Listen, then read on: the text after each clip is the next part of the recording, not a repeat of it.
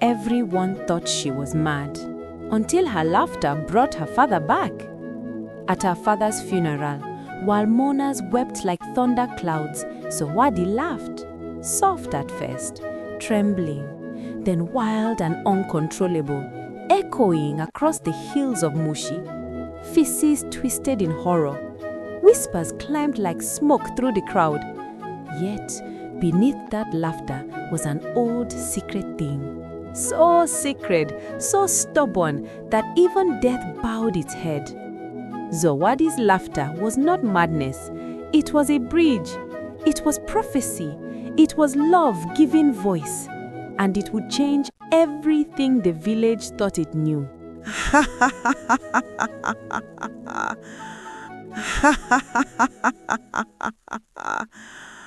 The sky over Moshi hung low and grey, as though the heavens themselves mourned the passing of Chief Ntemi. Drums echoed in slow, rhythmic pain. Boom, boom, boom. Their sound rolling down the slopes of Mount Kilimanjaro like a heartbeat fading into silence. The scent of incense mixed with dust and tears, and women wailed, their cries rising like wounded birds into the clouds. Zawadi stood at the edge of the gathering, wrapped in a crimson kanga, with golden embroidery that shimmered faintly in the dull light. Her face was dry, too dry for a daughter who had lost her father. Her lips trembled, not with sorrow, but with something unexplainable, something trying to break free. Her mother, Mama Nuru, sat close to the coffin, her face covered, her voice gone hoarse from crying. Around them, the elders whispered. "She hasn't shed a single tear," one muttered. "She was always strange," another replied. "Remember how she used to laugh in her sleep?" Zawadi heard them, but said nothing. Instead, she stared at her father's coffin, the carved mahogany box that held the man who once taught her how to dance in the rain, how to whistle at dawn to call the sun. As the priest began to speak, Zawadi's breath caught. His voice sounded far away, echoing through her mind like an old song. Ashes to ashes, dust to dust. Her father's laughter filled her memory, deep, hearty, always contagious. He would laugh even in pain. He used to tell her, "My little Zawa, laughter is how the soul remembers it's alive." Then suddenly, something happened inside her. A small, nervous giggle slipped through her lips. It was soft at first, almost like a sob mistaken for a laugh, but then it grew. Her shoulders began to shake. Her hands covered her mouth. Her chest rose and fell, the sound bubbling out of her uncontrollably. And before anyone could stop her, Zawadi laughed. Loud, clear, bright. The entire crowd froze. The drummers stopped. Even the birds in the trees seemed to pause. Mama Nuru turned sharply, her eyes filled with horror. "Zawadi, what are you doing?" she hissed, trembling. But Zawadi couldn't stop her laughter. It poured out like a river breaking a dam, wild, strange, and beautiful. It echoed through the air, bouncing off the mountain slopes, rolling across the graves. Some of the mourners gasped. "She's lost her mind. Evil spirits have taken her. Stop her before she curses us all." Two men rushed toward her, trying to hold her still, but before they could touch her, the ground trembled. A low hum swept through the air. The coffin shook. The priest stumbled backward, clutching his beads. "What is happening?" he shouted. Zawadi's laughter slowed. Her breath came out in shaky bursts, her body weak. She felt something pull at her from deep within, a warmth that filled her chest and climbed to her throat like sunlight through dark clouds. Then came the sound, a faint thump, then another, thump, thump, thump. The crowd gasped. It was coming from the coffin. "No," whispered one of the elders, "it can't be." Mama Nuru fell to her knees, hands trembling as she reached toward the wooden box. Open it now!" When they lifted the lid, silence fell again. Chief Ntami lay inside, his eyes closed, his skin pale, but his chest was moving. Slowly, he was breathing. Someone screamed, Others ran, and Zawadi collapsed, tears and laughter spilling together from her face. Her mother clutched her, sobbing, half terrified, half overjoyed. "What have you done, my child?" Zawadi whispered through her tears, "I don't know. I just remembered his laugh." Above them, thunder rumbled softly over Kilimanjaro, as if the mountain itself had joined the chorus of awakening. The villagers would talk about that day for years, the day Chief Ntemi came back from death, and the girl who laughed at her father's funeral became both legend and curse. The morning after the funeral, Musi felt different. The air was heavy, the kind that pressed against your skin and whispered secrets you didn't want to hear. The villagers gathered in clusters, their eyes darting toward the Ntemi compound, where strange stories were already spreading like wildfire. Some say the chief had never truly died, that his spirit had only wandered. Others claimed Zawadi had called upon dark forces, laughing her father back from the jaws of death. By noon, the same people who had wept for Chief Ntemi were now whispering against his daughter. "She defied the gods," said old Bwana Kileo, spitting dust from his mouth. That laughter was not holy, it was witchcraft. Another muttered, "She smiled when death stood before her." Even the ancestors trembled. Zawadi sat alone under the baobab tree behind her father's house, staring at her hands. They still tingled, as if lightning had touched them. She didn't understand what had happened, not fully. All she knew was that when she laughed, she had felt her father's heart beat again. It wasn't madness, it was love, fierce and unexplainable. But love in her village was not enough to erase fear. By nightfall, a group of elders arrived at her home.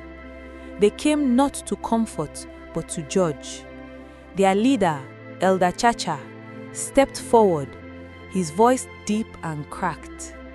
"Zawadi Ntemi, daughter of the late Chief Ntemi, you have brought confusion to our people. The dead must rest. Whatever spirit you called upon has disturbed the peace between the living and the ancestors." Mama Nuru knelt beside her daughter, tears streaking her tired face. "Please, she meant no harm. She's just a child grieving her father." But the elders' eyes held no mercy. If she laughs again at death, the next time it will not bring life, it will bring ruin. The decision was swift and cruel. Zawadi was to be sent away from the village until her curse could be cleansed. They would take her to the forest edge, where no spirits dared to linger too long. That night, under the pale wash of moonlight, Mama Noru wrapped her daughter in a shawl and whispered through trembling lips, "Your father loved that laugh. Don't let them take it from you." Zawadi clung to her mother, tears soaking the fabric between them. "Will you wait for me, Mama?" "I will," she promised, pressing her lips to Zawadi's forehead. "Just don't stop laughing, my child. It's who you are." The next morning, they left her at the forest edge, where the tall trees swayed like silent witnesses. The villagers turned back, their torches flickering like fading stars, leaving Zawadi alone. For days, she wandered, her feet blistered, her clothes torn. She drank from streams, slept beneath branches, and listened to the strange murmurs of the forest at night. Yet, in the midst of fear, she began to notice something remarkable. The forest listened to her laughter. When she laughed, fireflies gathered. When she cried, the wind hushed. And when she whispered her father's name, the leaves rustled softly like applause from unseen hands. One night, As she sat by a dying fire, she heard a voice. It was gentle, old and wise. "Why do you laugh, child of sorrow?" Zawadi turned, startled. An elderly woman stood in the shadows, her hair white as moonlight, her eyes sharp and kind. She leaned on a carved walking stick that seemed older than time itself. "I laugh because it's all I have left," Zawadi said. The old woman smiled. "Then you already know the secret. But your laughter is more than joy. It's power, a gift passed through your bloodline. Your father knew this." Zawadi blinked, confused. "You knew my father?" The old woman nodded slowly. "I am Mama Wingu, the keeper of the old ways. I knew him when he was young, before the world forgot the Wachawi Wafuraha, the laughing spirits." The wind stilled. Even the crickets paused. Mama Wingu stepped closer, her eyes gleaming with knowing light. "Your laughter can awaken what is lost and silence what should never speak. But beware, little one. Laughter is sacred only when born from love, not pride.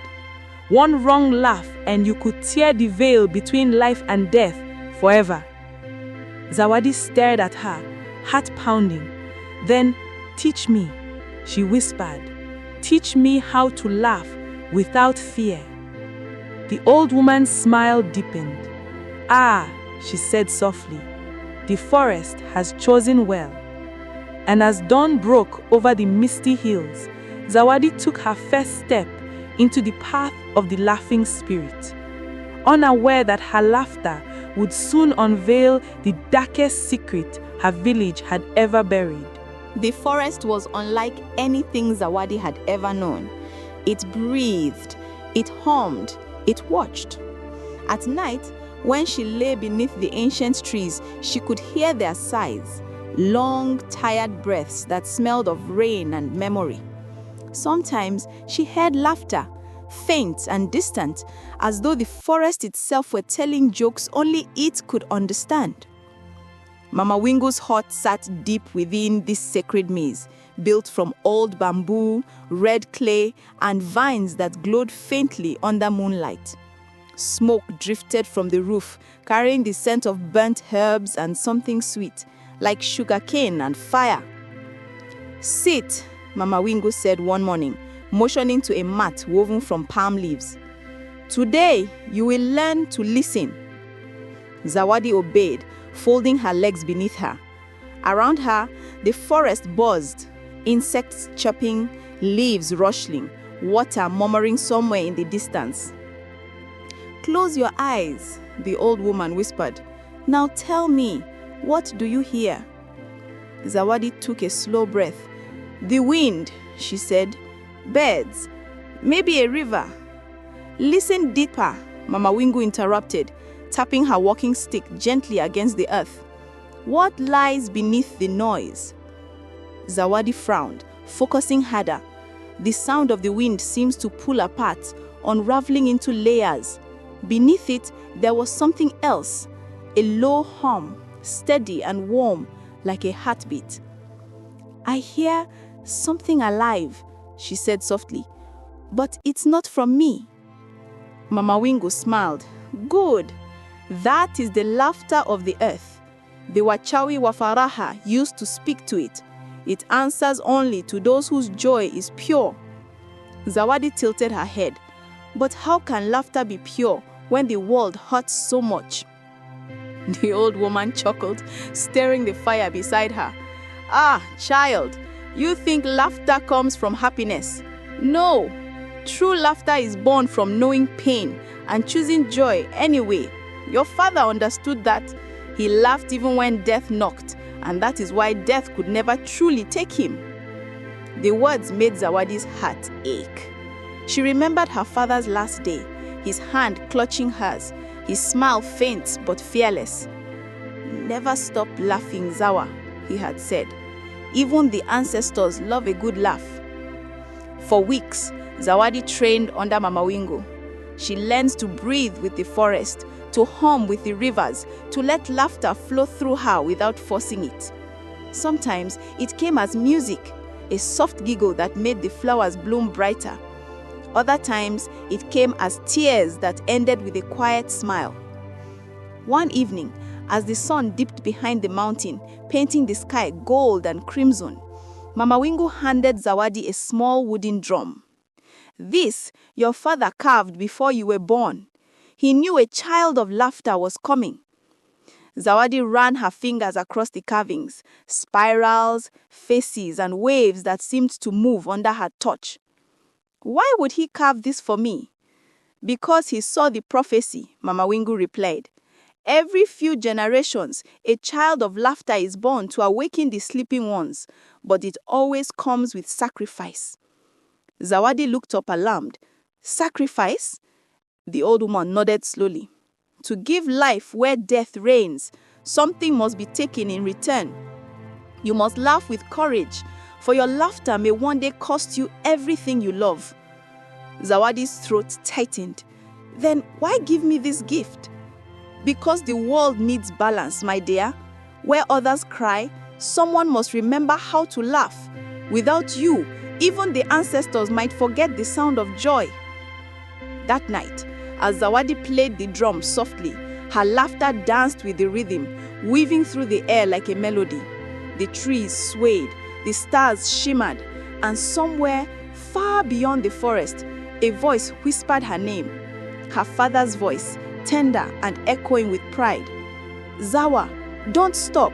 I can feel you." She froze, heart racing. "Baba?" she called. The air grew warm. The trees fell silent. Then, faintly, a reply, not from the earth, not from the living, but from beyond the veil. "Find me." The fire flickered violently, sending sparks into the night. Mama Wingu rushed out of her hut, eyes wide. "What did you hear, child?" Zawadi looked up, trembling. "He's not gone. He's waiting for me."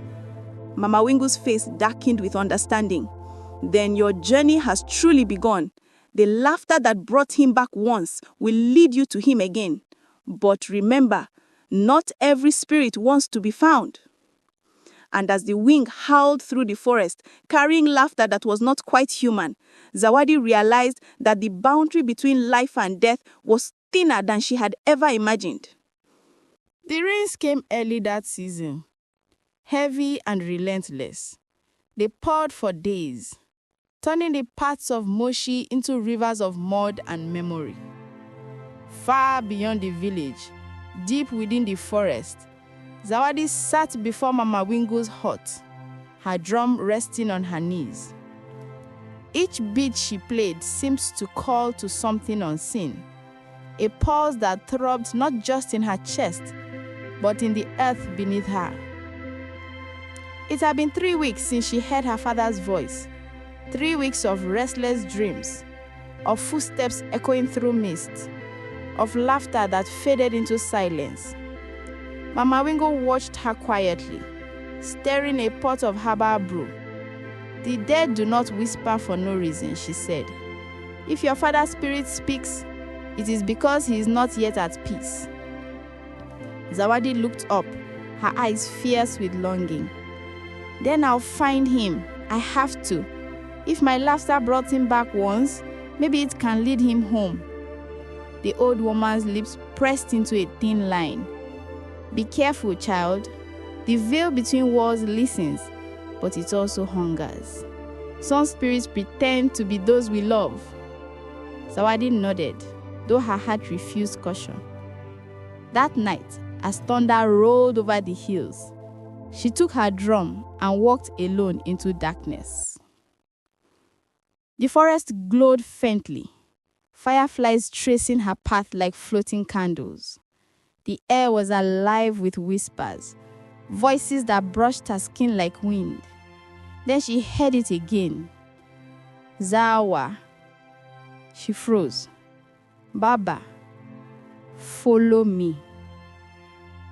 The words came from everywhere and nowhere, leading her through twisting vines and old roots, until she reached the clearing. At its center was a pool of water, so still it looked like glass. Moonlight bathed it in silver.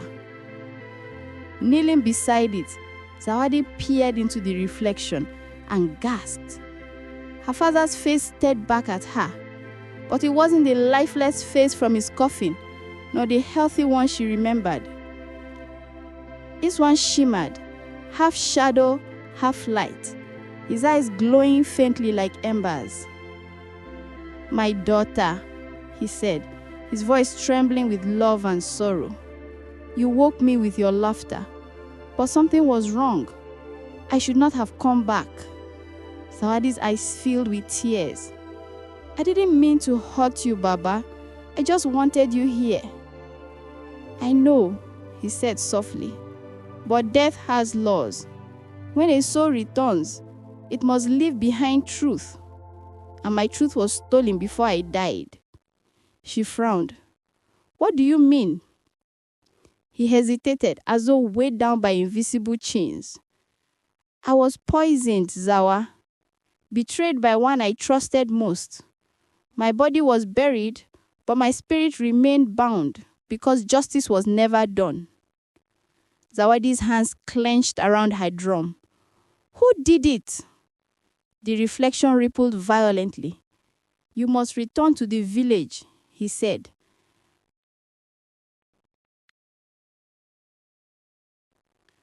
"You must return to the village," he said.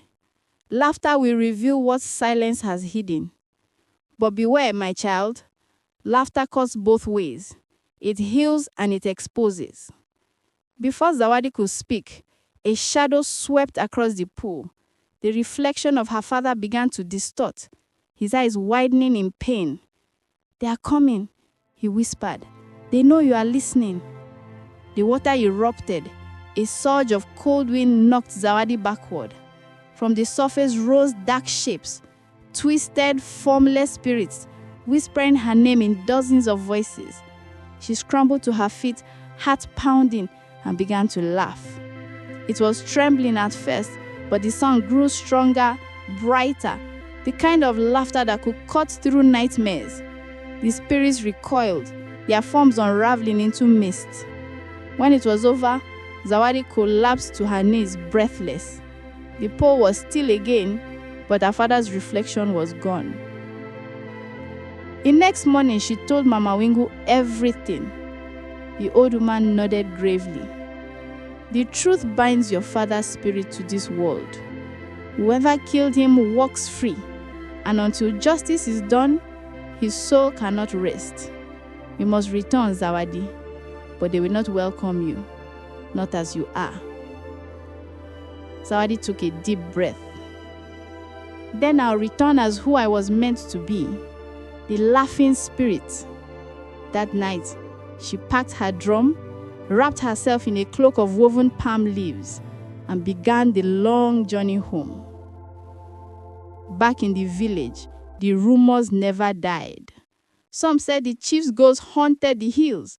Others swore they've seen his shadow near the cattle pen. But when the dogs barked wildly that night and a familiar laugh echoed from the forest edge, the same laugh that brought a man back from death, everyone froze. "By the gods," whispered Elder Chacha, his hands shaking, "she's come back."